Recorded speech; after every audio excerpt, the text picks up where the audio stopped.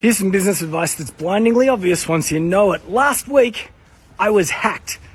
I got hacked and the scammers spent $4,000 of my money that I'm unlikely to get back. I'll explain what happened. So about a month ago, somebody logged into my Facebook account. I got the normal alerts and the cautions, and I went in and nothing had really changed. No one had posted anything weird. I had no new connections. Nothing was odd, so changed my password as Facebook instructed, added two-factor authentication. It turned out that I was the victim of a phishing attack, which means that they just throw random words and numbers till they get something right, and I moved on.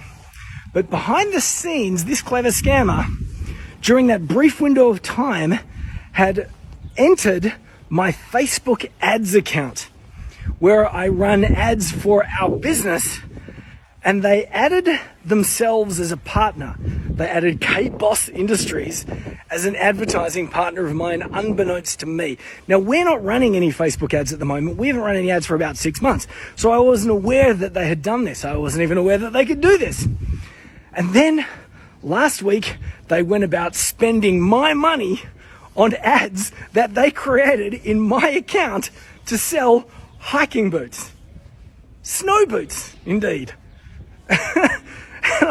I'm looking at these ads in our ad account selling snow boots at a discount. These snow boots wouldn't exist, and they're spending my money from my credit card, which is attached to my account, using my account to promote their snow boots, which probably don't exist. And they spent $4,000, which was the daily limit on the card. Hit the daily limit, boom, ads went off. I got the alert. What's going on here? It could have been a whole lot worse.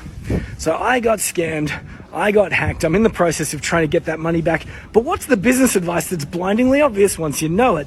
Well, the really interesting aspect of this story came not from the hacking, it came from the response that a bunch of my friends gave when I posted the question on Facebook about how I was going to get my money back. So I posted on Facebook, I've been hacked, how am I going to get my money back? And some of the people in my network were livid. I mean, like beyond furious, far more angry than I was, beside themselves with fury.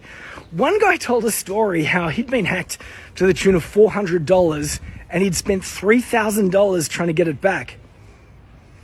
Another guy just went on and on about how difficult it is to run a small business and the world is against us and how we ever supposed to get ahead when scum like this are trying to make it even harder for us, right? Wow, there were some really interesting, passionate responses that were sent to me personally, that were also underneath the post that I posted on Facebook.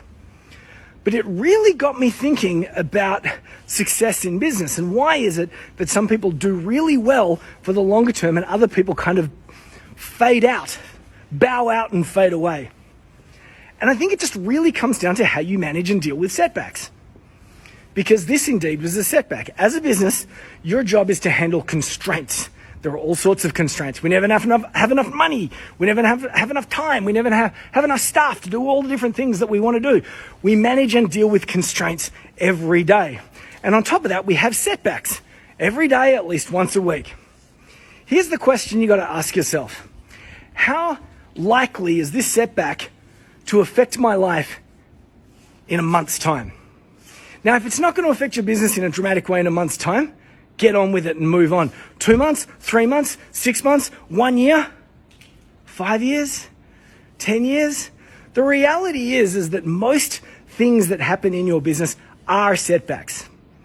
And it's not what happens to you that matters, it's how you respond to those things and the mindset that you have that will allow you to pick up the pieces and move on.